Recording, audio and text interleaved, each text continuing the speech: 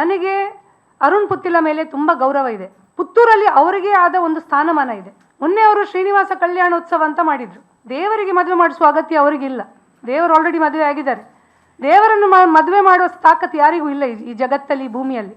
ಈ ಹುಡುಗಿಗೆ ಮದುವೆ ಮಾಡಿಸುವ ತಾಕತ್ತು ಅವ್ರಿಗಿರ್ಬೇಕು. ಇವಳು ದೇವರಿಗಿಂತ ಮೇಲಲ್ಲ.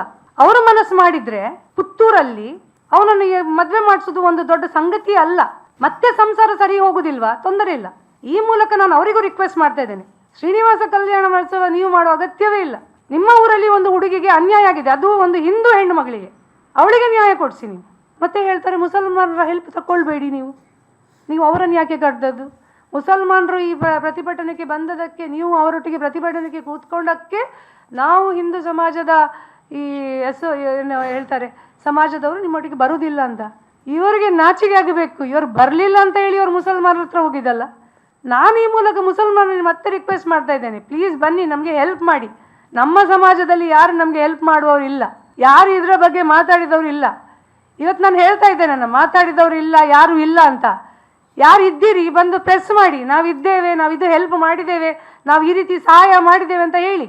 ನಾನು ಈ ಪ್ರೆಸ್ ಮೂಲಕ ಇಷ್ಟೇ ಕೇಳ್ಕೊಳ್ಳೋದು, ತುಳುನಾಡಿನಲ್ಲಿದ್ದ ಎಲ್ಲ ಜನರು, ಹಿಂದೂ, ಮುಸ್ಲಿಂ, ಕ್ರೈಸ್ತರು, ಜೈನರು, ಯಾರೆಲ್ಲ ಈ ಊರಿಗೆ ಸಂಬಂಧಪಟ್ಟವರಿದ್ದಾರೆ, ದಯವಿಟ್ಟು ಈ ಹೆಣ್ಣುಮಗಳೊಟ್ಟಿಗೆ ನಿಲ್ಲಿ. ನಿಮ್ಮ ದುಡ್ಡು ನಮಗೆ ಬೇಡ, ನಿಮ್ಮ ಬೆಂಬಲ ಸಪೋರ್ಟ್ ಬೇಕು. ತುಳುನಾಡಿನ ಜನತೆ ಹತ್ರ ಇಷ್ಟೇ ಕೇಳೋದು, ನಮಗೆ ಜಾತಿ ಧರ್ಮ ಯಾವುದು ಬೇಡ, ಎಲ್ಲ ನೋಡಿ ಆಯ್ತು. ಎಲ್ಲ ಭಾಷಣಕ್ಕೆ ಮಾತ್ರ ಸೀಮಿತ, ಎಲೆಕ್ಷನ್ಗೆ ಮಾತ್ರ ಸೀಮಿತ, ರಾಜಕೀಯ ಮಾಡಲಿಕ್ಕೆ ಮಾತ್ರ ಈ ಧರ್ಮ ಜಾತಿ ಸೀಮಿತ ಆಗಿರುವಂಥದ್ದು.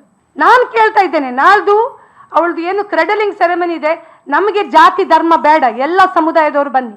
ಫಸ್ಟಿಗೆ ನಿಂತದ್ದು ಮುಸಲ್ಮಾನರೇ. ಇನ್ನು ನಮ್ಮ ಹತ್ರ ಯಾರು ಮಾತಾಡಿದ್ರು, ಯಾರು ಏನು ಮಾಡಿದ್ರು ನಾವು ಅಂತೂ ಕೇರ್ ಮಾಡುವುದಿಲ್ಲ. ಇವರಿಗೆ 100%, ನಾನು ಒಬ್ಬಳಲ್ಲ, ನನ್ನ ಹಿಂದೆ ತುಂಬ ಜನ ಇದ್ದಾರೆ. ತುಂಬ ಜನ ಪ್ರತಿಭಟನೆ ಹೋರಾಟಕ್ಕೆ ರೆಡಿ ಆಗಿದ್ದಾರೆ. ಅವನ ಮನೆಗೆ ಹೋಗುವ ಅಂತ ಹೇಳಿದ್ದಾರೆ, ಅಲ್ಲಿ ಹೊರಗಡೆ ಚಪ್ಪರ ಹಾಕಿ ಕುತ್ಕೊಳ್ಳುವ ಅಂತ ಹೇಳಿದ್ದಾರೆ.